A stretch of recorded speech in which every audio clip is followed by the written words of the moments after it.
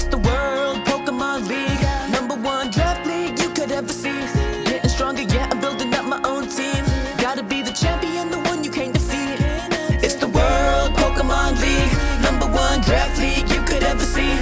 Getting stronger, yeah, I'm building up my own team. Gotta be the champion, the one you gotta beat. Good morning, good afternoon, good evening, good night, wherever you are, what time it is. I hope everyone's having a good day. We are actually in week 6 recap we're talking about this week, and this is actually episode 8 of our podcast so far this season. I have a little bit of a confession to make. You may have noticed so far, I'm the only one talking. I'm the only one here. So Tevis was here at an earlier time.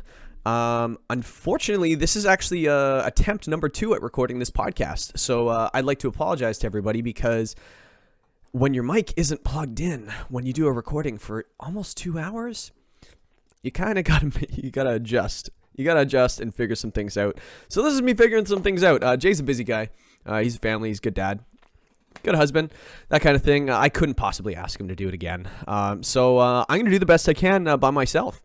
And hopefully you guys stick around. You're going to get a lot of information today. You're going to get a lot of me, obviously.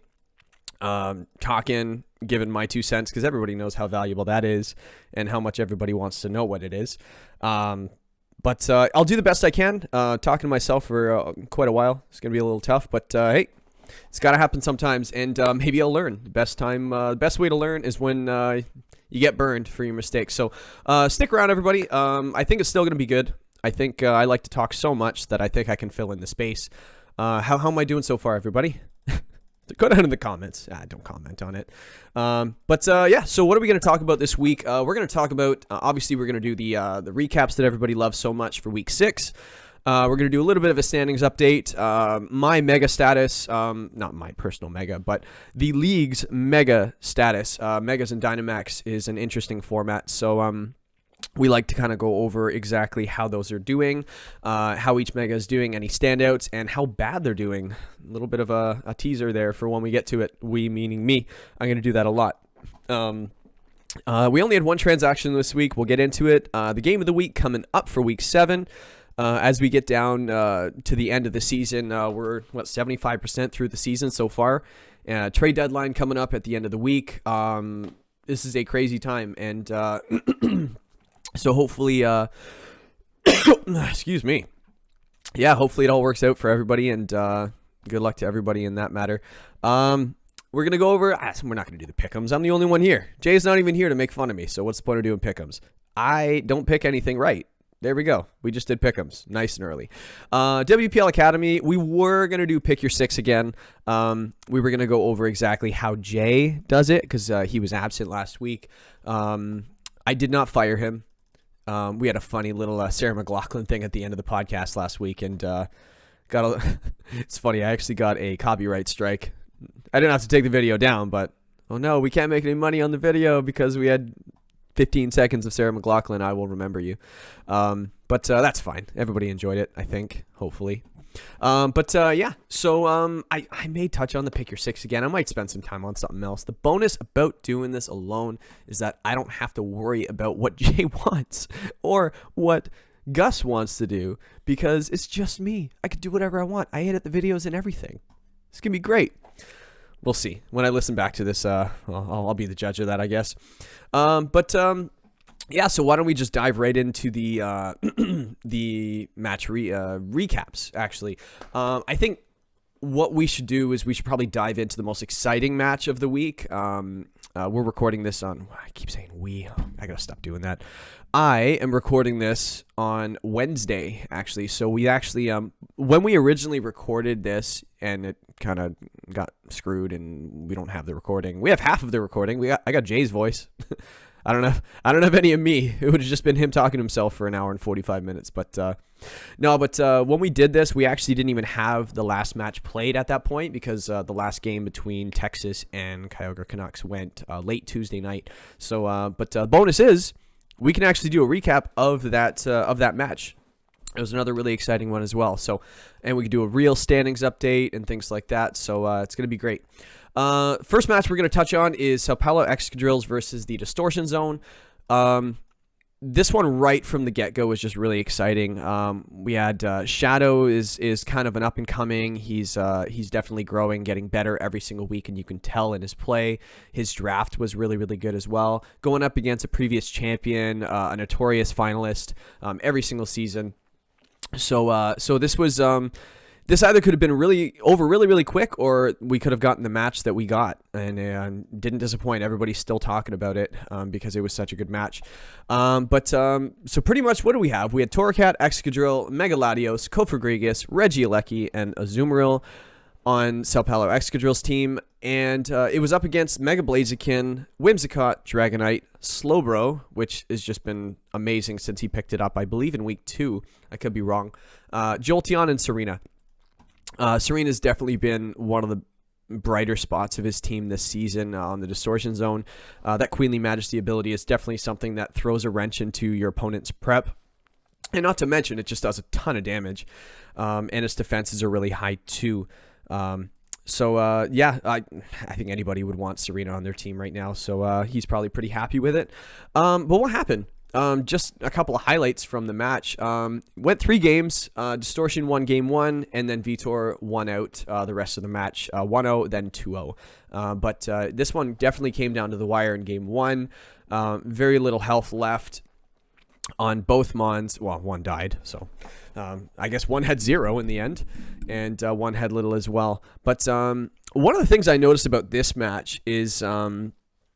Dynamax, Dragonite. Like, one way to stop Trick Room is you can either taunt it or just kill the freaking thing. And it looks like Shadow went for the kill the freaking thing strategy, trying to go for that Max Wormwind to stop the Trick Room. Unfortunately, it wasn't quite enough. Trick Room goes up, and then it was just an uphill battle most of the match for Distortion Zone. But then Vitor's just so hard to play against. He sees his win condition, he plays to it, and he just does so well. But so the fact that Distortion ended up taking this game in the end, 1-0, was pretty impressive, actually. I think he definitely's got been on notice for sure. Sorry, got the league on notice for sure, because I think he's 3-3 now, going into the last 2 weeks of the season. So he's making his playoff push. Definitely very scary for the teams facing him and the teams competing for that last spot, the 8th spot, or potentially the 7th spot, depending on if he wins out for the rest of the season. Couple of mentions from this match. There was Tail Whip on Jolteon. I thought that was a really neat tech that he'd used for a double defense drop on both opponents. I don't think it came super into play. It might have come into play with that burned Dragonite in the end. But in the end, Serena just kind of stole the show. KO'd Latios. Denny Hart's the switch-ins. I watched the match. Honestly, it was just not because I don't know what to say about the match. It's just more so it was just such a good match. So much. I have like 100 lines of notes here for this match alone, and all I can really do is just kind of touch on the exciting parts. Like, we saw Tail Whip Jolteon. That was pretty cool. And for some reason, Slowbro outsped Azumarill. So my theory is either the Azumarill was Iron Ball, or he ran a speed invested Slowbro, which is also a strategy. Speed creeping is definitely very good in some situations. So worked out for game 1 for Distortion. Game 2 went a little bit different. He decided to go for a taunt on the Kofagrigus. As I mentioned earlier, you got to taunt it, KO it, whatever you got to do, reverse the Trick Room in prison, things you got to do. He went for the taunt mode. Unfortunately, it did have that mental herb. So he did get the Trick Room up anyway, and then Flare Blitz from the Torracat. By the way, Vitor led Torracat Kofagrigus all 3 games. Lost the first one, won the second one barely, and then the third one he won. We've talked about in the past in one of our WPL Academy segments at the end of the podcast that we have. I forget which week it was, where we talked about when do you switch up your lead. Why do you switch up your lead? What do you do? What do I do? Things like that. And it looks like Vitor doesn't have the same theory as we do, because Jay and I, we're actually saying that I don't think a win or a loss determines on when you switch up your lead. We think it goes based on how the lead worked and how the game went. So if you look at Vitor's game 1, it was a grind. He got Trick Room up, but he didn't really have a whole lot ready to go when that Trick Room did go up. But he made it work, but ended up losing 1-0. Game 2, he grinded out a very down to the wire 1-0 win. So in my opinion, I'm not saying it was a bad lead. I'd just be saying that, hey, maybe you want to switch it up because the games didn't exactly go the way you wanted. But hey, he ended up taking game 3. Sometimes your opponent switches up, which it looks like Shadow did do. The Distortion Zone went Dragonite Jolteon game 1, Serena Jolteon game 2, then Whimsicott Dragonite game 3. It looks like the Whimsicott Dragonite lead didn't exactly work out the greatest. Even with the Helping Hand Max Wormwind, last-ditch effort to get rid of that Kofagrigus in Game 3. Game 1, he came up short trying to KO it. Game 2, Mental Herb took care of the taunt. And then, well, Helping Hand, Max Wormwind, just stab Dragon. Trying to KO it, did 97% damage to that Kofagrigus. He almost made it without the Trick Room going up. And I think that was probably the difference in the match, which made it so exciting, right? It just came down to that one. I think there was like a 40% chance to KO, I heard. I didn't do the calc myself, but I can only trust you guys. But yeah, that's it definitely sucks when you come up short like that. But hey, what I always say is if it's not 100%, it's 0% when it comes to calcs and things like that. So. But in the end, Vitor ended up besting the Distortion Zone this week. Vitor definitely wanted that win after losing to Octo the previous week. Not like his season's in jeopardy or anything. And Distortion Zone actually ended up getting 3-2 on his record. Was hoping to build on that 3-2. Gets dropped down to 3-3. Still in the playoff push. But I think both teams should walk away from this match pretty pleased because that was a lot of fun for everyone to watch. And just good Pokemon all around. Next match I want to get into is actually mine. I'll just get it out of the way because, nobody wants to hear me talk about my match unless they want to get into my head about what I was doing and this and that. Funny story about this matchup. I actually didn't mention this the first time around trying to record this. Is I was actually supposed to battle Seattle Sigilifts. The Toronto 6 is my team. Seattle Sigilifts is the team I was facing. I was supposed to face this match on Sunday. Spent the week kind of doing calcs and prep and trying to find out matchups and leads and things like that, as everybody does. Got the team basically ready. Was just about to do some testing. It was going okay, not great. And then Friday night, I don't know what happened.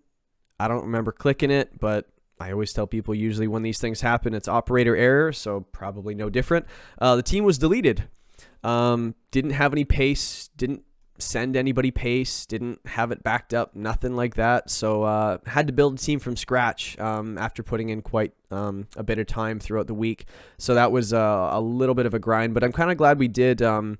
Octo and I actually decided to throw together a team and we threw together something a little bit of fun. Team I brought was Espeon, Meowstic, Entei, Rabombi, Glacier, and Fungus, going up against the very dangerous duo Charizard Y, Mega Charizard Y, Venusaur with the Chlorophyll ability, Rotom Wash, Garchomp, Musharna, and Hitmontop.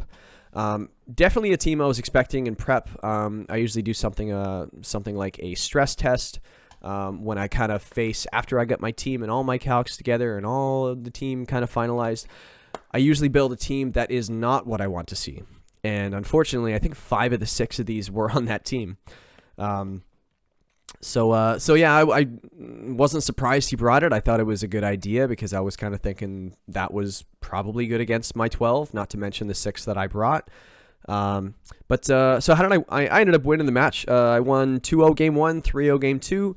So how did I win? One of the techs that I ran was Meowstic Espeon with Prankster Psychic Terrain and Expanding Force from the Espeon. That was actually Octo's idea. I want to give him full credit for that. We both kind of collectively made the team in the end, grinding out items and things like that. Like my idea was bringing the Psychic Seed as opposed to Assault Vest, things like that, so we can have Trick Room and Detect on it as well instead of being limited to just damaging moves. Meowstic also had T-Wave for speed control, Helping Hand for extra damage boost, and I'm not going to tell you the last move because actually it might have been revealed. Go watch it. I think it was actually. But I don't want to give away strats, guys. We've got more season to go. Oh my god. I hope it goes well. Okay, and then we've got so game 1, T-waving the Charizard, protect on Espeon, then just goes with the strat, and it did really well too. I saw a couple of weird texts on the Charizard. It had the Drought ability, as Charizard Y likes to do. It had a Dragon Tail. That was a little surprising that he ran on the Charizard Y. It switched out my Espeon after getting that Psychic Seed boost so on the special defense, so that kind of sucked.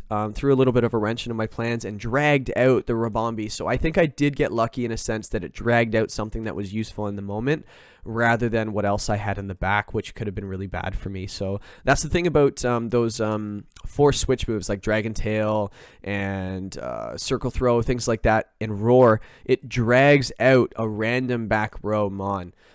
So that could either be really, really good or really, really bad for you. And actually, it wasn't too bad because the Rabombi was able to struggle bug and just get those special attack drops on pretty much everything he had.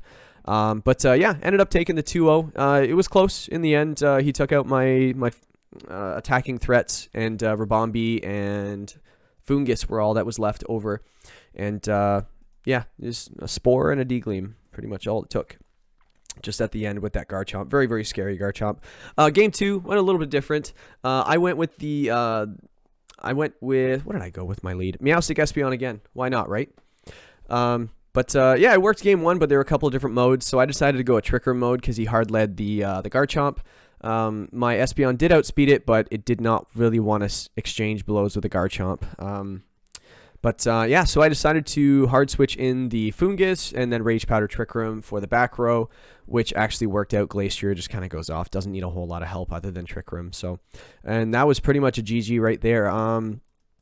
But yeah, so that was my match. Wasn't crazy. This was probably, I was actually telling Jay off recording that this was probably the most fun team that I used all season. I wouldn't say it was the best team, but I would say is obviously every matchup is different, right? You use a different team every matchup because it's based on what 12 you're facing. But yeah, this was a lot of fun to use this team, and hopefully it gave some guys some ideas and things like that. I got a little bit of a doozy tuned up for next week as well. So yeah, good luck to my opponent Vitor next week. It's gonna be tough. 5-1. Best season I've ever had. 5 wins, 1 loss, and sitting second on the leaderboard right now. Just ahead of my counterpart, Cascade Illusions, Jay, who's not here, and I can say whatever I want about him. No, he actually gave me my only loss of the season, so I think he has that on me. But moving on to the next matchup, Spider Phantom Troop versus my counterpart, Cascade Illusions. But I guess this week's Spider Phantom Troop's counterpart, mostly. But this one was a lot of fun as well. Comfey Moltres pretty much versus Cottony Cinderace, all match. Comfey Moltres with the obvious, maybe not so much obvious, but for anybody that's familiar with VGC, Triage on the Comfey as an ability gives you +3 priority on all healing moves, and that includes Floral Healing as the status move and Draining Kiss, Giga Drain, things like that. Anything that heals you pretty much goes first. Just in case people didn't know this, it actually goes before Fake Out if the Fake Out user is slower than the Triage user. So just a little fun fact, you ain't going to fake that out unless you're faster than it. So just in case you were planning on going up against that on the ladder or something, just keep that in mind. Yeah, Comfey Moltres, so the Draining Kiss directly into the Moltres activates Weakness Policy. Moltres is already bulky enough as it is. After one Airstream, that's pretty much a GG most of the time. But game 1 is pretty long. You know, it actually grinded out. This actually reminds me a lot of the Distortion Zone versus Sao Paulo Excadrilles game we just did. Very, very long. This match took like 45 minutes to play because two really, really good players making decisions on what moves they wanted to make. And yeah, I think this was very, very chess match like, but at the same time, a ton of offense with, say, Fake Tears on the Cottony Prankster. And then the special Cinderace, again, he sure likes that special Cinderace. It's got 19 kills this season. I believe it's second in the league, so it must be doing well. But definitely gives your opponent something to think about in prep. You're not just necessarily going to get a physical bounce, Pyro Ball, and whatever the third attack is, maybe Sucker Punch, with its crazy attack stat and very crazy speed as well. So good job on him using it. Unfortunately, he did come up short this week, facing the previous champion from last season, defending champion actually. He's got that gold name bar and everything.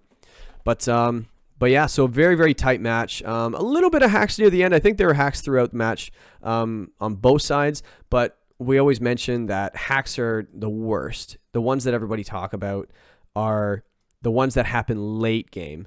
And unfortunately, flinch. Game 3, game on the line.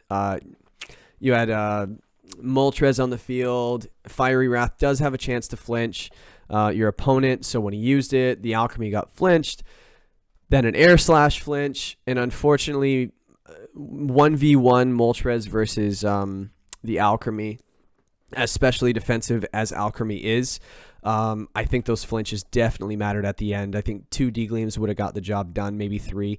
But when you have 4 Air Slashes to go into that thing, it's not many things can survive 4 Air Slashes, let alone get flinched in the middle. So very, very fun match to watch. That was actually the first one played this week, not just one of the first ones we're talking about it. That one actually happened chronologically in order this week.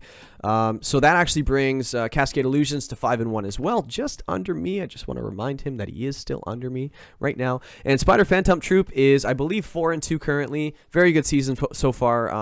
I don't think this match is going to put him back anything really at all. Maybe a top number 1 finish might have cost him, but I don't think it really matters. What they say about the playoffs is all you got to do is get in. Got to get hot at the right time, and he's in. Well, he's not in yet, but I think it's looking pretty good for him. I don't even know who he's playing. He's just an excellent player. And Cascade, he's all but clinched the playoffs this season at 5-1. I think the world would have to kind of collapse on a season, like go 0-2, 0-2 for the last 2 weeks, and also the opponents that are chasing him would have to win out 2-0, 2-0. I would imagine. Don't hold me to that. That's why we got stats guys and all you guys holding me accountable to what I say every single week. No, but it keeps us on our toes.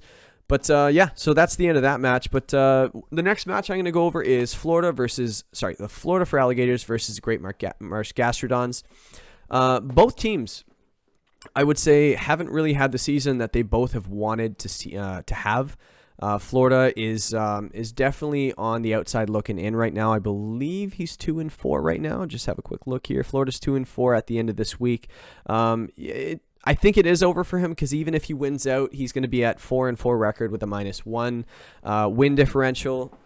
So I wouldn't be surprised if the 8th seed this season was 5-3, 5 wins, 3 losses at the end. And I don't. It's possible a 4-4 team can make it, but I would say that a 4-4 team that's not at least at 0 for the win differential isn't going to make it. So, you're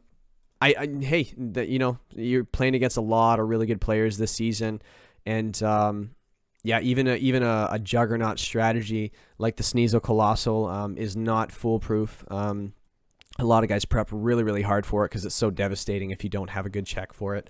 But what did we see this week? We saw Great Marsh Gastrodons use Indeedee Female, Mega Slowbro, Spectrier newly acquired, Conkeldurr. What am I, Wolfie? Shout out Wolfie. Gigalith, which has been one of the staples on Great Marsh's team this season, and Stoutland with that Sand Rush ability, yes. We actually looked something up. The only player that has actually had Stoutland at any point in this league's history is Great Marsh Gastrodons. He had it once, didn't use it, brought it back, and it's done well for him this season. But how did the match go, Jason? Stop talking about things I don't care about.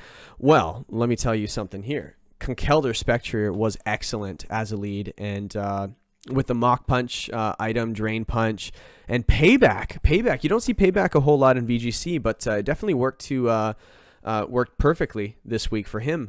We did see a really interesting strat with Florida. He brought his Poltegeist, which I've always wanted someone to use, and I believe he's the first one to actually use it in, well, this season at least. But it might have been used in Season 1, but I forget. With that Shell Smash ability and Weak Armor as the, Shell Smash move, and not to mention Weak Armor, you can definitely run some fun things on that Poltegeist. And he was definitely going for the Shell Smash Baton Pass strategy, baton passing those crazy boosts, attack, special attack, and speed doubling to whatever it passed to. Unfortunately, when you use Payback, if it goes at the end of the turn, I think it just does crazy damage. So what happened was turn 1, Poltegeist used Shell Smash. Then the Conkeldurr used Payback. Didn't KO, which is fine. It still got the boost you needed. Had the White Herb, so no detrimental, no decreases to your stats being passed. Not bad, right? But unfortunately, the thing that you baton pass to is probably going to be hit by the thing that it was used the previous turn, such as Payback. He baton passed into an Alolan Raichu, which is very, very weak to a dark attack from that Conkeldurr. So just baton pass comes out, Raichu comes in and just dies. Raichu says thank you very much and moves on to basically game 2. It's almost impossible to come back from that.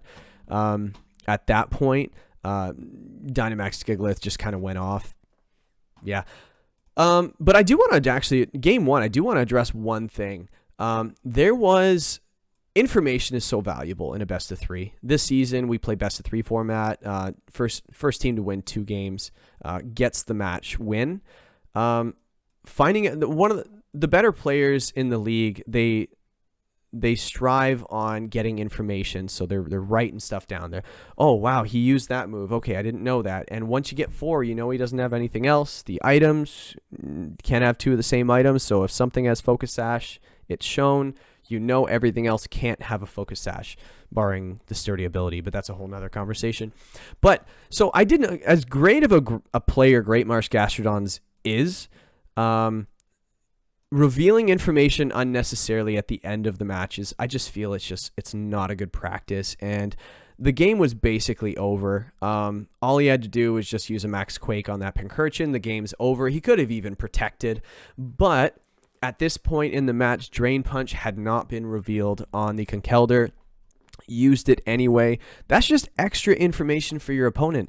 I'm not ripping into him because he won 3-0 both games, so it really doesn't matter in the end. But just as a standard, guys, if you don't need to show it, if you've already got the win in the bag, which he did, and you're not going to lose any other Pokemon, there's no reason to reveal anything. Just use something you've already used. Like he already revealed, I believe, Payback at that point, as we just talked about. Just use it again. You know, if you don't want to reveal Protect or Detect, that's fine. But just don't give any extra information that your opponent doesn't need to know, you know? Keep them guessing, you know? The more the information they have, the more they can use it against you, right? So just a little good practice. I probably should have just called that little segment the WPL Academy and just not do one later, and everyone saves a bit of time. Yeah, I'm just going to move on. Game 2 is over really quick. When you only need 2 Pokemon to win a game, when you bring 4, that's kind of a beatdown. So Colossal couldn't get its boost. He decided to go for, the Florida for Alligators decided to bring the Sneasel Colossal. Very devastating, and just couldn't get the weakness policy boost from the Surf. Max Colossal goes off. Max Spectrier uses the Max Quake, and it just starts snowballing from there. When you're getting the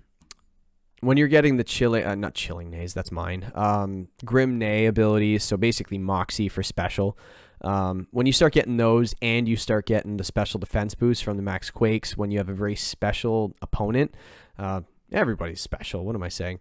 No, a very special offense team you're facing. Getting those Max Quakes is so important. And he did go with that, and that was his strategy, and it just, game was over pretty quick. Hey, it's how she goes sometimes. It's how she goes. But Great Marsh, very, very good job coming back from not an impressive start to the season. You know, the couple of moves that he made, grabbing that Spectre, I thought was really, really good. Kind of lacking a fast mode on his roster, and he picked that up along with the Naganadel, which we haven't quite seen yet. But I think we will see it in the not-too-distant future, either leading up to the playoffs or, as he would say, hopefully in the playoffs, because this puts him at 4-2. By no stretch in at this point, but definitely trending upwards for him. Like I said, Florida for Alligators is probably eliminated from playoff contention at this point with this loss. Maybe if he got one of those, if he got one win, you know, if he lost, say, 2-1 rather than 2-0, his plus-minus might have been okay to finish at a 0 differential. But at that point, too many teams are just fighting for that last 8 spot. And it's just so hard. You got to have some sort of kicker, some sort of tiebreaker, which we'll get into, actually, eventually. Tiebreakers were very, very important. brings us to Spiel versus Signwood. Spiel of Orichalcos versus Signwood Cyniquils. Two buddies facing off, actually, and two teams kind of going in the opposite direction again. Signwood Cyniquils, I believe, after this week losing 2-0 to his buddy, Spiel of Orichalcos. I think out of all the weeks, I think this was the win that he wanted. It's so nice to beat your friend so you can talk about it till next season, isn't it? It's a very, very good thing.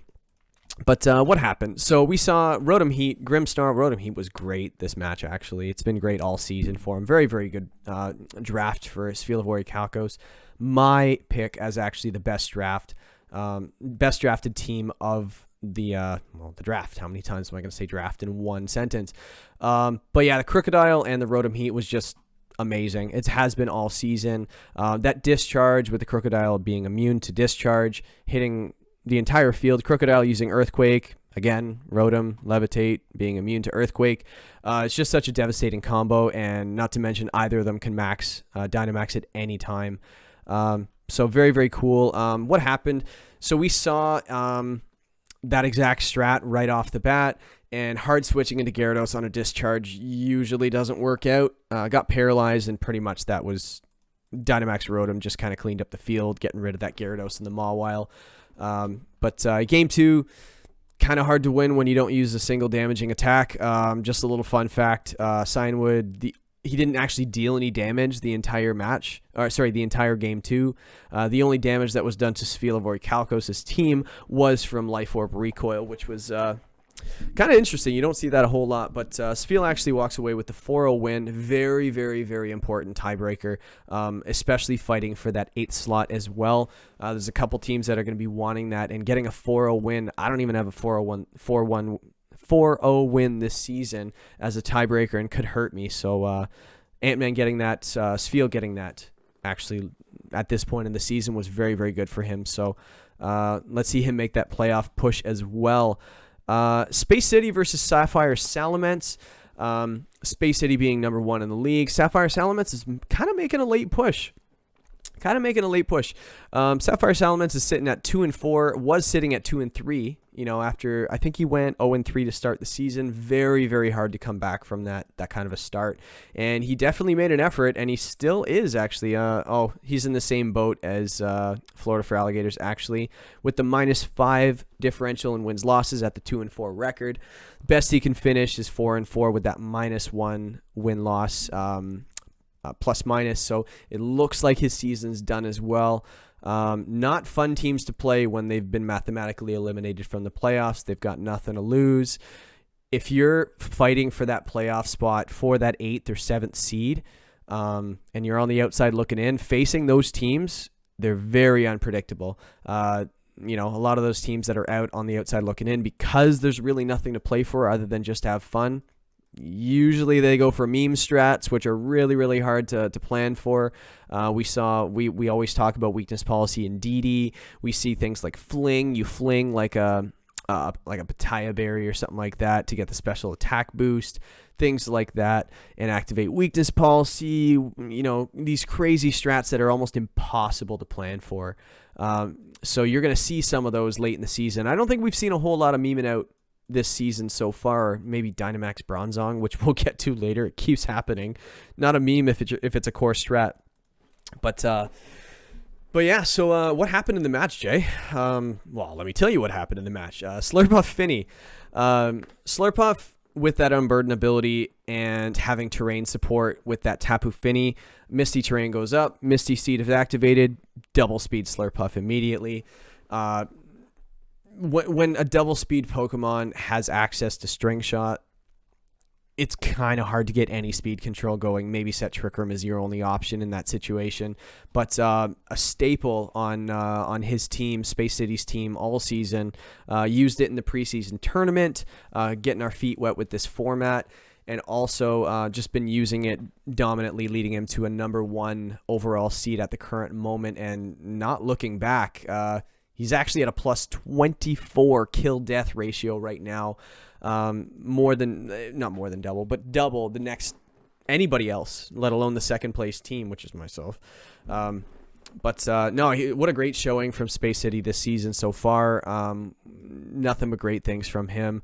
Metagross Finney, I don't really even need to go into this game. 1-0 win game 1, 2-0 win game 2. But when you have no answer for Metagross in the back, it's kind of hard to stop it. Metagross is kind of like one of those trump cards. You just drop it and try to stop my best. Burn it is pretty much the only way you can do it, but when you have Misty Terrain, it's really hard to get going. So, like I said, there's not a whole lot to talk about with this match. Just kind of went off. The first place team beat one of the lower seeds. Kind of crushed his hopes and dreams. Sapphire Salamence he won 2 straight. He was looking tough opponent coming in, facing the number 1 seed, and unfortunately, his season basically came to an end this week with that loss. But hey, when you lose against the best, the Space City, it's kind of hard to be upset about it, right? But no, I'm actually looking forward to seeing him next season. I think he's a really good player, and I think let's see what interesting things he comes up with near the end of the season. LA Linoons, another team near the bottom. Not near the bottom. I think he is the bottom. Let me just have a quick look. Nope, he's second from the bottom. Cinewood is last at the current moment. But another team that is probably not too happy with his season so far. But he's got the tools to kind of make it happen. It's just kind of sometimes it takes a little longer to get the team going. We talk about that early in the season with a newly drafted team. It's just like, okay, well, how am I going to use this? What synergy have I found and things like that. I'm not sure if that's exactly what happened, but it just seems like this was probably one of the games he wanted to have back, and some of the decisions that were made, he probably wanted back. Not to mention, you're going up against a pretty relentless opponent in Dublin Delmise, who's just nothing but trending upwards right now. Basically what happened, Incineroar P2, very, very good lead. A little passive. P2 does some damage as his kill leader so far this season on Dublin Delmise's team. But Incin does some damage, but at the same time can be a real pain in the butt. But Celesteal and Lopunny was on the other side of the field game 1. Lopunny probably could have faked out the P2 to stop Trick Room from happening. But instead, Incin actually faked out the Lopunny itself. Lopunny, being a faster fake out user, probably would have been the way to go there. And then, not to mention, turn 2 hard switching into that S-Cavalier because the Trick Room had gone up the turn before. S-Cav is a good Pokemon you want to have on the field, but when the Incineroar is literally sitting there with probably the most commonly used move on his set, or in his arsenal, it's kind of hard to switch into a Flare Blitz 120 base power move from a fire Pokemon with a decent attack stat. I'm pretty sure that S-Cavalier just evaporated when that happened. Just a hard switch, KO. We've seen that a couple times this week, specifically seeing it with the Raichu as well. Switch-ins being very, very important. And then the Mudsdale just comes in Trick Room, and Mudsdale being one of the best Trick Room mons in the game, just kind of comes in and just starts snowballing with its defense boost from Stamina and Max Quake's boost to special defense. This thing is almost unkillable when that happens. So Mudsdale just goes off. Dublin getting the 2-0 victory in Game 1. Game 2 comes around, not a whole lot of luck from, I wouldn't say luck, but it didn't really go great again. Decides to lead the S-Cavalier if he's going to go the Trick Room. Not a bad idea, but when you lead the Incineroar, you get the -1 on the attack. Chose the Dynamax anyway, and Trick Room does go up again, unfortunately. The S-Cav and the Lopunny again could have faked out again to stop the Trick Room from happening, but maybe trying to embrace that Trick Room with the base 25, 20 something, I think it's 25, base 25 speed. S-Cav underspeeds most things, but when you have that attack drop on you, it's kind of hard to make best use of that, the Trick Room. Lopunny didn't Mega. I did notice that. It happens. Actually, Octo forgot to Mega his Gengar earlier this season as well. Megas being not exactly the most commonly used thing in most of our play. It's really just a kind of a custom season with rules. I was expecting some guys to forget to Mega their Mons, and I thought I was going to be one of them. But yeah, again, Mudsdale comes in and Tricker him, just goes off. There's really not a whole lot to say. I did want to mention one thing, though. I've been ripping into LA Linoons right now for the most part, just with a couple of moves that he made. But I think that just to kind of be picky about something Devlin Delmise did, I don't know if he listens to this. It's probably wise that he doesn't. But so I can say whatever I want. No, I'm just kidding. He's such a great player. But at the same time, we were talking about revealing moves and things like that at the end of a game. And if you don't have to, don't do it. But we also mentioned earlier, and another thing to consider is when you do have the win in the bag, a lot of guys like to just go for that win. I'm going to get the win. I'm going to use a 100% accurate move. I'm going to get the win. I don't care if I lose anything. I just want to get the win. But when the win is kind of in the bag, go for those tiebreakers, the 4-0s, the 3-0s, things like that. If you get week one, I was about to lose my Rotom Fan, I was about to lose my Lucario, hard switched in the Rotom Fan just to guarantee that I got the 3-0 win, because who knows, that tiebreaker could make a huge difference at the end of the season, and you don't want to come up short. So what happened game 2? The win was in the bag. You basically had 2 Pokemon on the field versus a Magmortar. One of the Pokemon you had was a Mudsdale that has super effective damage against it. I understand high horsepower is 95% accurate. You can miss high horsepower, and some guys go the safer route and use the 100% accurate moves, such as Body Press. Body Press was not a guaranteed KO. Had to use 2 attacks to get the KO. High horsepower would have made the thing disappear, killed it in one shot, no problem, being a stab ground move that's super effective. Yes, you could have missed, but at the same time, it did cost him a 3-0 win at the time. Ends up winning anyway. Who cares, right? You got the win. But if you end up losing, say, a seeding in the playoffs due to that tiebreaker, I think that could be really bad for him in the end. I understand the logic behind going for the 100% accurate moves and just getting your win. Who knows? But when the game's in the bag, I think you need to go for those tiebreakers in the end, be a little bit more cutthroat, I guess, in that sense, and just go for the dagger. But again, very, very good player. I actually want to see LA Linoons next season as well. Like, I know he's 0-6 right now, and he's had a lot of success in other leagues. I know we have a really, really tough league, but I think a lot didn't go right for him this season, and I think he's definitely better than an 0-6 team. So let's see. Again, talking about teams at the bottom, nothing really to play for.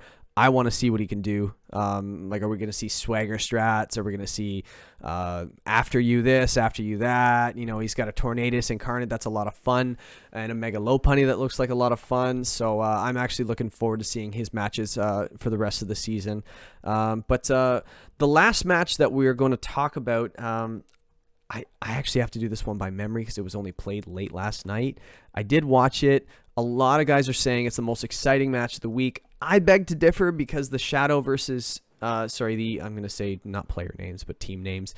The Distortion Zone versus Sao Paulo X-Girls was, in my opinion, the most exciting, but I also didn't watch this one live because I was asleep. So match I'm talking about, Kyogre Canucks versus Texas Land Sharks. One team season ended last night, I think, didn't it? If I just go into the...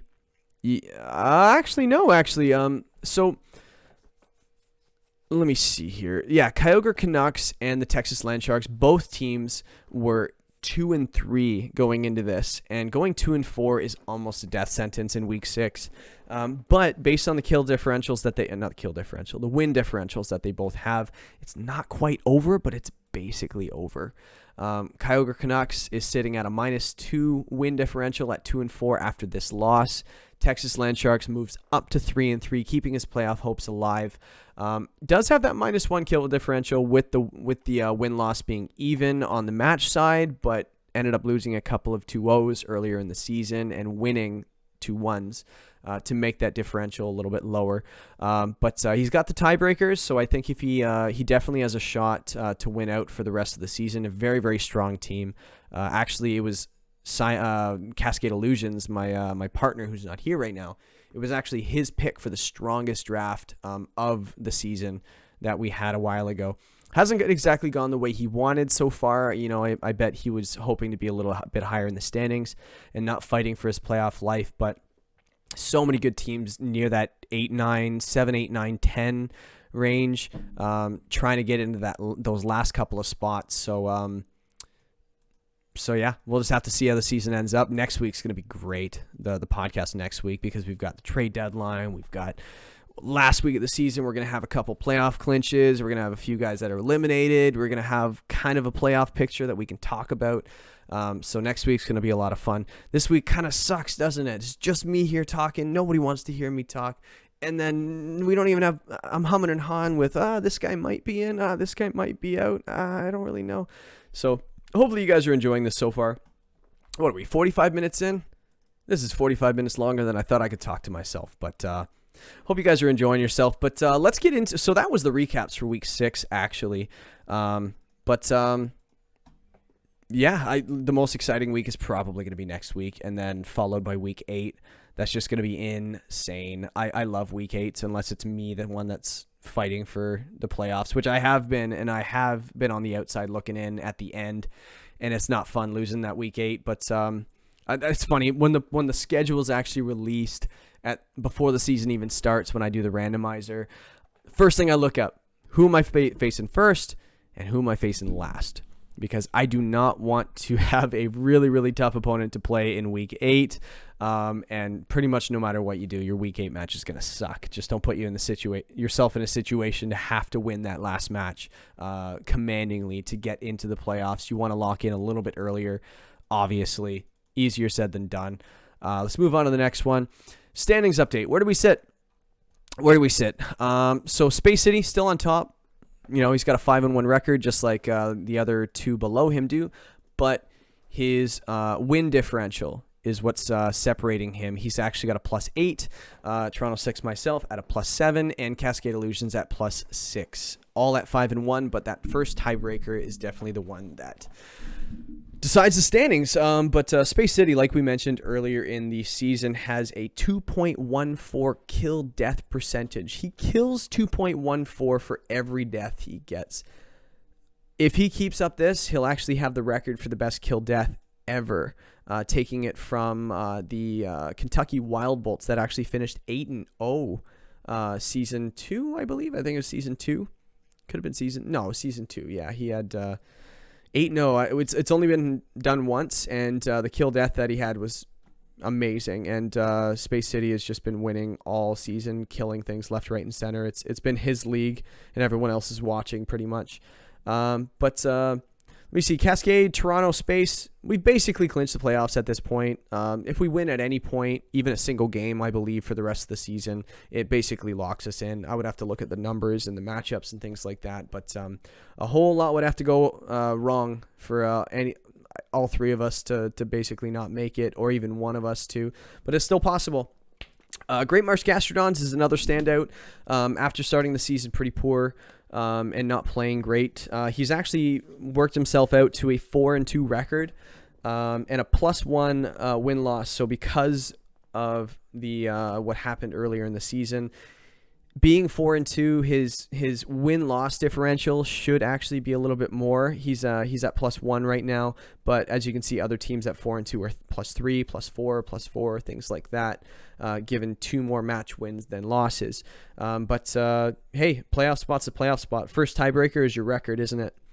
Second tiebreaker is your plus-minus, and apparently it doesn't matter at this current moment, sitting in the 7th spot, but yeah, you got to win out. You got to get those tiebreakers, and in the end, the only advice I can give for these guys that are fighting for is just got to win. You can't don't leave it in anybody else's hands. Your future when it comes to playoff appearance. Win yourself, and like I said, once you get in, regular season doesn't matter at all. Space City, for example, could lose in the first round. He could win it all, right? Team that squeaks in the 8th spot. Currently, it's Filavori Calcos right now, with a 3-3 record, splitting down the middle. Not the best season so far, winning as much as he's been losing. Could win the championship if he gets in. That's all it takes, right? You got to get hot at the right time, and you got to win out. In those three wins, that's all you need. 3 match wins to be declared the season 4 champion. Get that gold name bar and the Star Next Year name that everybody wants so much for some reason. Hopefully I get it. I'm in the 2nd seed. Yeah, so moving on, the standings are in the bag. Mega status last week was horrible. Just horrible. I think it was 7 kills and like 18 deaths or something like that, or 16 deaths. I forget what it was. 7 and 16, pretty bad. This week, pretty bad as well. 6 kills, 13 deaths. But what I noticed more than anything, a lot of them weren't even brought. You know, like I think out of the 16 teams, what is it? 8 of them brought their megas. Well, actually, no. I think some of them were brought and weren't used. But the ones that were used, only 8 of them actually made an appearance. Like, for example, Manectric, no kills, 3 deaths. Mawile, 1-1. Lopunny, 0-2. Latios, Mega Latios, of course, 2-2. One of the better ones this week, but still may have supported, but got 2 kills, 2 deaths.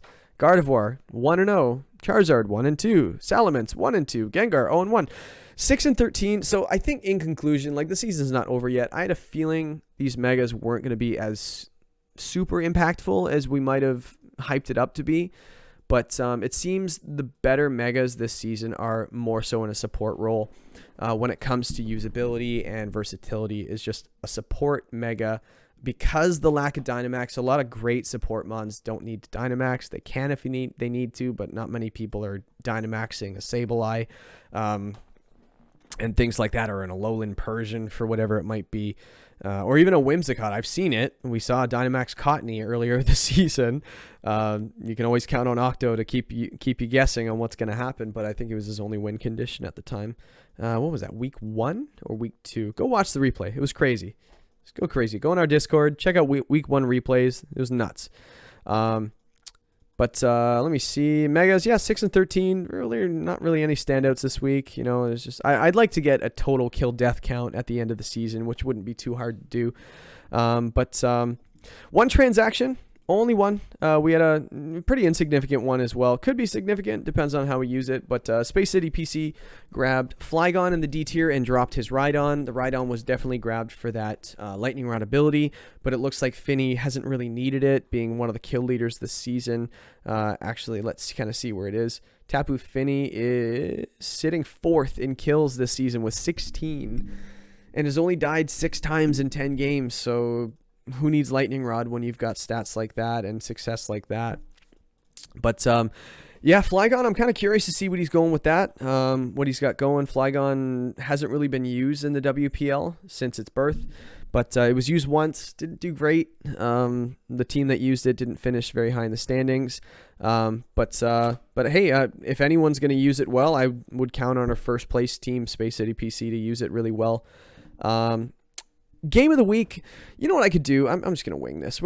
Somebody mentioned, not somebody, it was Greymarsh Gastrodons. He ripped into me for not doing the previews for the next week upcoming. So week 7, I can actually go over the significance of the match and who needs to win out, what needs to happen, and things like that. I'm just going to pull up the schedule here.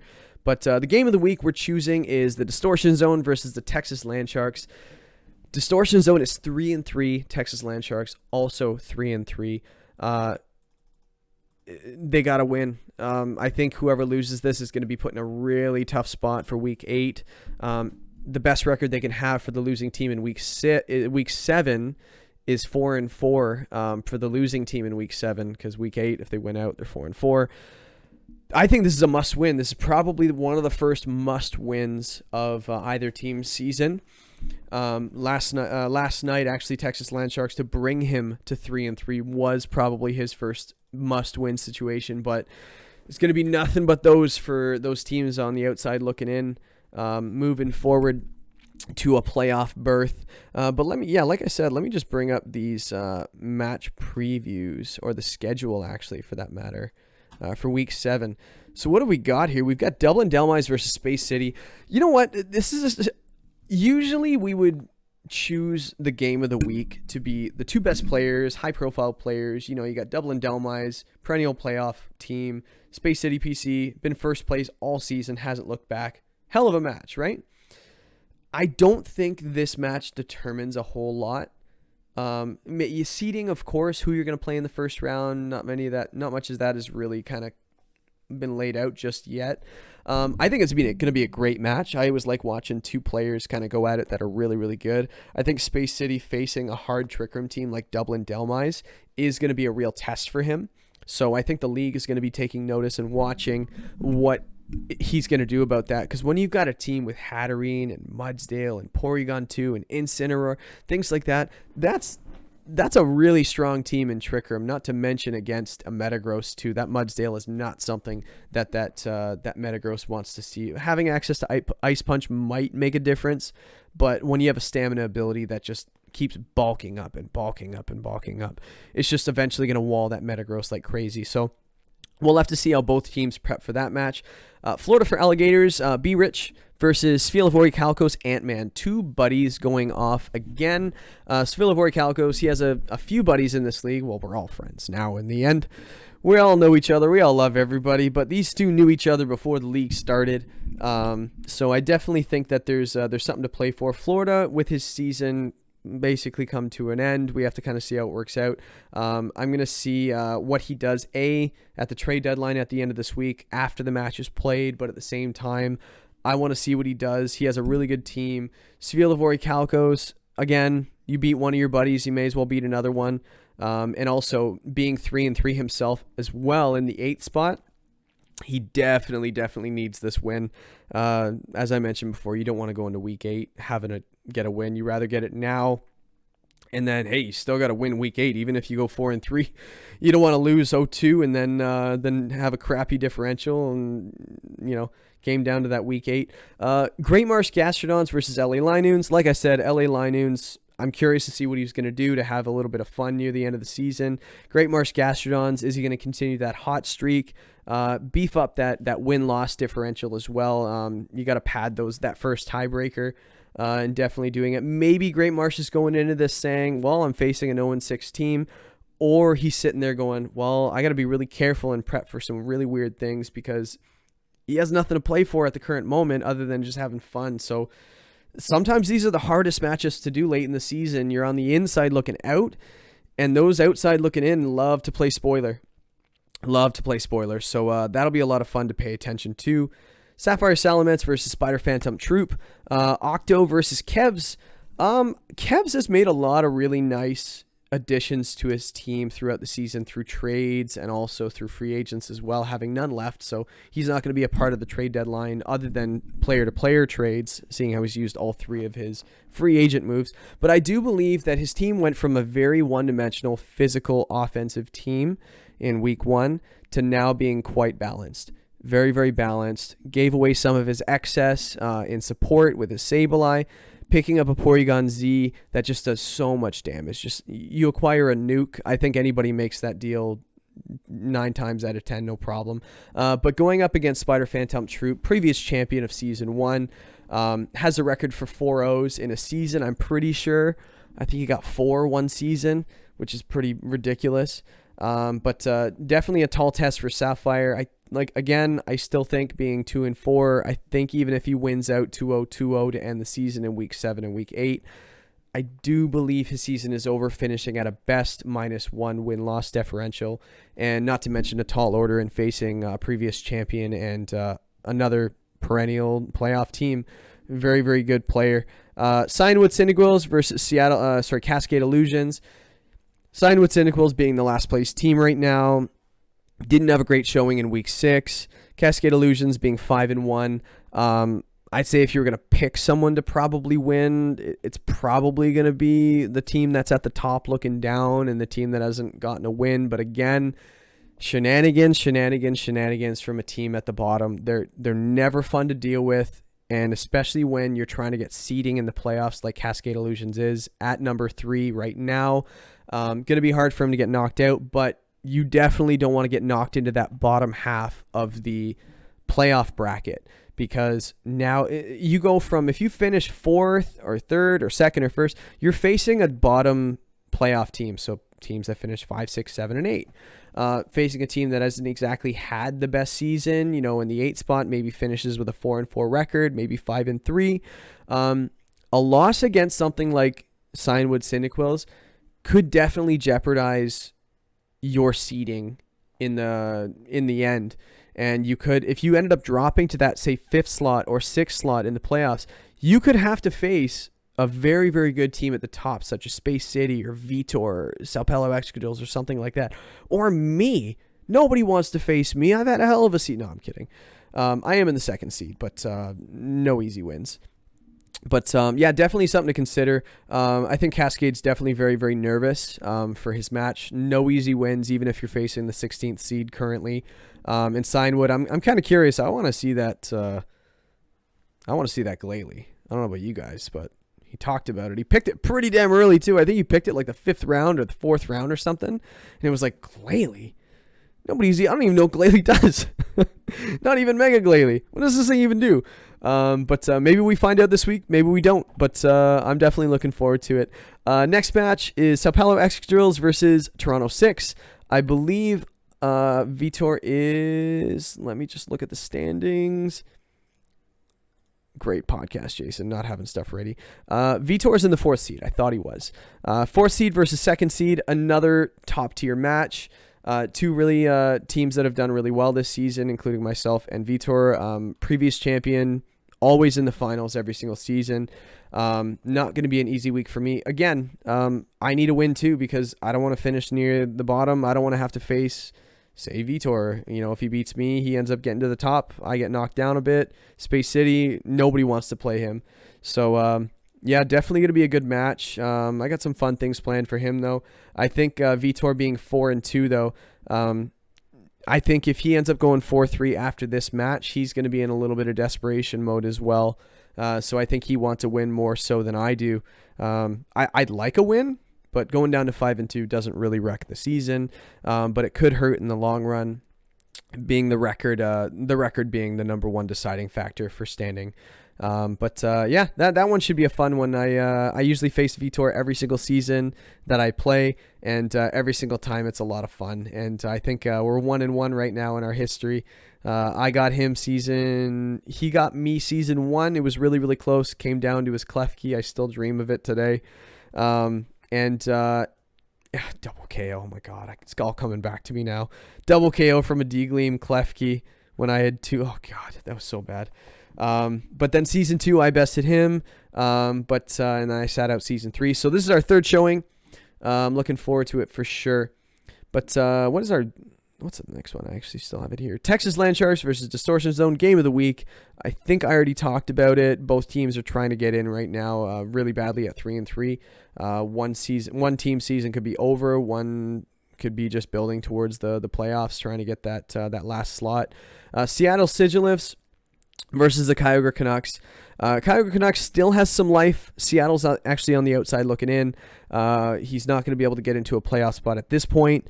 But Kyogre Canucks definitely has something to play for. I'm curious if we're going to see another Dynamax Bronzong. But out of everybody that has to be really careful for meme strats, Seattle Sigilifts has been known for doing some really weird strats that are pretty effective near the end of the season. Hasn't made the playoffs just yet. Definitely has the potential to do so. But I feel like when the pressure is just off of him, such as, say, when you're already out, you're already upset, you're not going to be in the playoffs, that's when you start having fun and stop worrying about the wins and losses and stuff like that. We're all competitive. We all like to have a lot of fun, and winning is fun for sure, and losing is not. But I've noticed that Seattle Sigilifts is his most threatening at the end of the season when he has nothing to play for. He has a lot of fun with his teams, and Kyogre Canucks definitely could fall to a Seattle Sigilifts. Hasn't had the greatest season. Neither of them have, but Kyogre's kind of climbing back in. He's 2-4 right now, has a decent win-loss record when it comes to plus-minus. But, yeah, he's got to win out. I don't even think he can lose a game.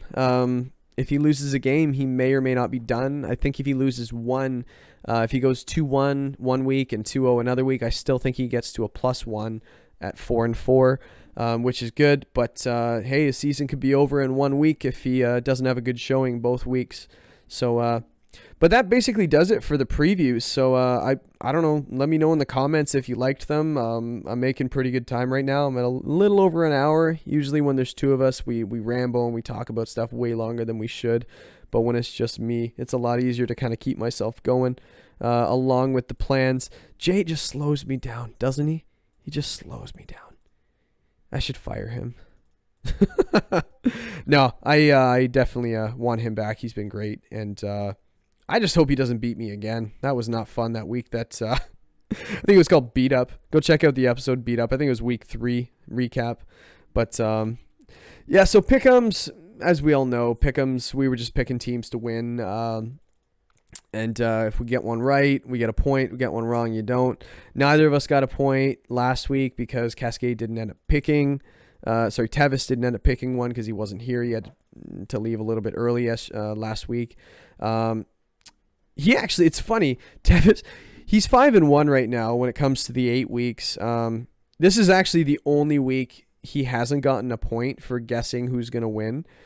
And I didn't give him the win this week because he wasn't there for the Pick'em segment. So we actually had Gustavo, which is Space City PC, fill in for him last week near the end. And he picked the Distortion Zone, which actually lost. So technically, he didn't win this week, so he's already locked it in. He's already smashed me in this pick'ems. But I picked Seattle Sigilifts, my opponent last week, to beat me because I wanted to feel good about that week no matter what. So if I lost, at least I got a pick'ems win. And if I won, which I did, I'm happy. But the funny thing is, Cascade, before we did the podcast, before he had to leave, actually picked me to win my match over Seattle Sigilifts, which means he would have won again and gotten another point. But screw you, Jay. You weren't here, so somebody else picked for you, and we both suck at it. So you don't let somebody play for you. I will remember you.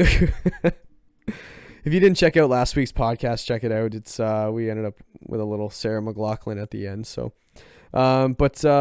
yeah. So this week, for what it's worth, I know it doesn't really matter because he's already smashed me, and at the end of the season, he'll have something to brag about at the end of the season. But my pick this week, I'm going to pick Space City, our number 1 seed, over Dublin Delmise. One of the rules for our pick'em segment was we actually can't pick the same team twice to win.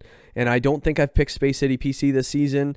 And Tevis actually hadn't picked Svilavori Kalkos this season either. So he actually picked him to win over Florida for Alligators. So I think Sviel, I don't know who wants to win more, Sviel or Tevis, probably Sviel, because Tevis doesn't really need this win. He's already beaten me. But Sviel definitely needs to get into those playoffs. Predictions, they're all wrong. Let's just say that. We're all wrong. Mega Charizard Y is not leading the league in deaths or kills. Metagross is doing pretty all right. Indeedee for support moves. Incin, not really. Best duo, not even close. Best record, I picked Kyogre, not even close. Spider Phantom Troop, he's having a good season, but he's not at the top. And the champion, Dublin Delmise, is probably the only possible one so far. So I didn't say we were any good at this, but we definitely had some fun picking these before the season started. And to see how wrong we were is actually kind of funny. But let's go to the stats, actually. We didn't have time for this when we originally recorded this podcast. And I forgot to plug in my mic or whatever it was. Who knows? Operator error. We actually wanted to get into the Pokemon stats and who's kind of leading each category and who's the projected MVP and best duo and things like that. Power suggestions, I'm going to try to avoid that because, I don't want to say, hey, this is what I think is going to win, and then people vote accordingly. I just don't want that, so I'm probably going to try to avoid it. Everybody wants to know who's the kill leader. Galarian Moltres, 21 kills. Last season, we actually had restricted, so we had a lot more kills on a single Pokemon. I think Kyurem White was the kill leader at the end of the season and had 30 some odd kills. It was ridiculous. So with 2 weeks left, Moltres being at 21, second place being at 19. I don't think we're going to come close to that last season, but when restricteds being able to Dynamax just kind of broke. So no surprises there. But Galarian Moltres being enabled by that Comfey has done really, really well. Only made 3 appearances in 3 weeks. 3 weeks made an appearance out of 6 potential weeks. Playing in only 8 games and getting 21 kills, 2.625 kills per game, slaughtering everybody else that qualifies. We do have some higher kills per game and stuff like that, but they haven't played much, like Glacier, 4 games, things like that.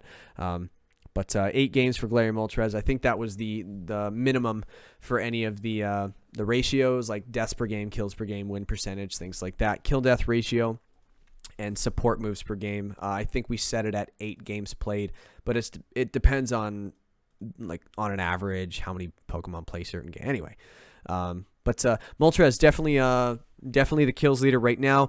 Just behind it, Cinderace with 19. Slowbro, an early acquisition for Distortion Zone, actually is just being used more so offensively rather than being brought in for a potential Trick Room sweeper, Trick Room wall on the defensive side, and also Imprison user and just fun things. Gets a lot of really cool moves, and it's actually gotten 17 kills in 14 games. It's actually leading the league in games played as well.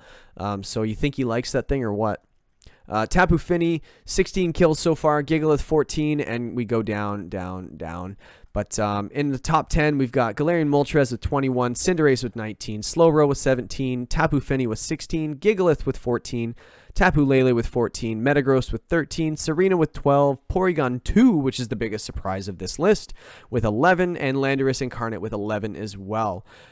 So that's how the kills actually, and the one stat that everybody wants to know, how many passive kills?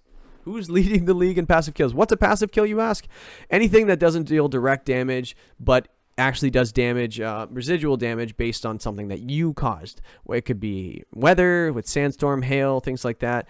It could be, I don't know, what's it called? That wildfire, Gmax wildfire does residual damage. Vine Lash does residual damage, things like that. I forget what the other one is. Oh yeah, the water one. What's the water one called? I forget. Hydro. It's the Blastoise one. I forget. But it does residual damage as well. That's how you get a passive kill. It's in the end. Also with Toxic, Quagsire is actually tied with Colossal right now for passive kills. Quagsire not used a whole lot, but having 3 passive kills. Colossal getting the Gmax Volcalith, getting the residual damage from those rocks. Definitely led to getting him 3 passive kills. I think they all came in 1 week too. That's the funny part. Quagsire, one of the bright spots for the LA Linoons season so far, getting 3 passive kills. Brings us to who has been the biggest punching bag this season. Deaths. I actually didn't know this before I started talking about this. Incineroar is leading the league in deaths right now. Probably because it's been used as a support mon almost every single game. Brought all 6 weeks, 14 games played, tied for the league lead with Slowbro, Tapu Lele, Landorus T, and Gigalith as well, all at 14 games played, but accumulating 12 deaths. So when you play a lot, you're going to get killed a lot, but usually we see a lot higher numbers than that, so I think a lot of guys are spreading it out. Most Dynamax Pokemon this season. Clearly Landorus T right now, one of the main Dynamax candidates on the Sapphire Salamance's team. Very, very strong with the Stab Airstream, Stab Max Quake, things like that. One of the better Dynamax Pokemon in the game. Another bright spot for a team that's on the outside looking in. When it comes to kills per game, I have to be kind of careful about this because it's a high percentage. Like, for example, Lurantis right now has a 4.0 kills per game, but has only played in 1 game. Swept the field, hasn't played since. It's not really going to be recognized as the kills per game leader. But Moltres, playing in 8 games, as I mentioned earlier, 2.625 kills per game. Next below it is 2 and things like that. So it's got a decent lead on that. Deaths per game, I don't really see a lot here. Well, Lurantis didn't die either, so it's got no deaths in 3 games. But let me see. Where can I find one that actually has a significant amount of games played? So if I scroll down here, Metagross has played in 6 games and only actually died 3 times. That's actually quite impressive. Entei, 4 deaths in 6 games. Is there one that's higher? More than 6? More than 6? I don't see one. Oh, that's 6 weeks, actually. Metagross has played in 7 games. Excadrill, 7 games played, 2 deaths. There we go. That's probably the best one so far. So both actually on Vitor's team, the T-Tar and the Excadrill, both dying of very, very little. Hard to KO. Support moves. I do want to see support moves, and then I'll probably end it there on these stupid stats. You guys should just look them up. You got access to the stat sheet, right? Cottony. is actually leading the way with 30 support moves, having Prankster and an access to a good arsenal of support moves. Status moves going first with a +1 priority from Prankster. Very, very good. Very, very weak, but very, very good. And has done the job. Sometimes actually comes in, uses one move, KOs, does the job, right? And sometimes sticks around because people ignore it, and that actually might have been the reason for wins that he's gotten this season so far, ignoring something that is not super threatening, but very, very good support. Following close behind Sableye, that was actually dropped or traded earlier this season by Sapphire Salamence, had 28 accumulated support moves before it was dealt, which was a couple of weeks ago actually. So it's actually pretty impressive. 8 games played, 28 support moves. Support moves per game, 3.5. Wow. Just behind Umbreon with 25, Klefki with 23, Oranguru also on the Spider Phantom Troop, pairing with Cottony, has 22, and actually is edging it in 3.6 support moves per game. Per game, folks. Like, that's nuts. All it does is support. It has attacked and gotten a couple kills. It's got 2, but only dying 4 times. But and then just balancing it out, we've got the Indeedee female with 20, Gengar with 17, Dragapult with 16, Insane with 15, Clefable with 15. Insane is on every one of these lists, doesn't it? It seems so. But hey, first overall pick before the season started from Dublin Delmise. Insane was definitely a good pick. Hopefully leads him to a playoff berth. That's it for stats that we're going to get to. And you know what? That actually does it because you guys heard me talk about Pick Your 6 WPL Academy last week with Gustavo. The Space City PC, I almost forgot his name. Or no, his name is Gus. His team name is... Wow, this podcast has gone way too long with me talking. But guys, thank you so much. I appreciate the support. You guys watching and listening, and those views really... it feels good that you guys are enjoying this. We're doing this really for fun, just kind of talking about Pokemon, and me actually having a horse in the race, no pun intended, I have Glacier, but actually having a horse in the race, having a team this season has added an extra element for recording this podcast, trying to give an unbiased opinion on a lot of these matchups and things like that. But signing off, thanks guys for sticking around. What time are we at here? We're at hour 16. Wow, all by myself. Make a comment down below. Hey, we actually mentioned earlier that someone mentioned that, hey, we want to see more match previews. We want to hear you guys talk about what's to come, but we cut it out. We don't know. We don't know what you guys want to hear. So if there's something you want to hear us talk about, if there's something you don't want to hear us talk about, let us know down in the comments. Send me a private message in Discord. I don't care. I'm a friendly guy. I like all my messages. I'll just ignore you if I don't like it. Maybe. No, I'll probably reply to you guys. Don't worry.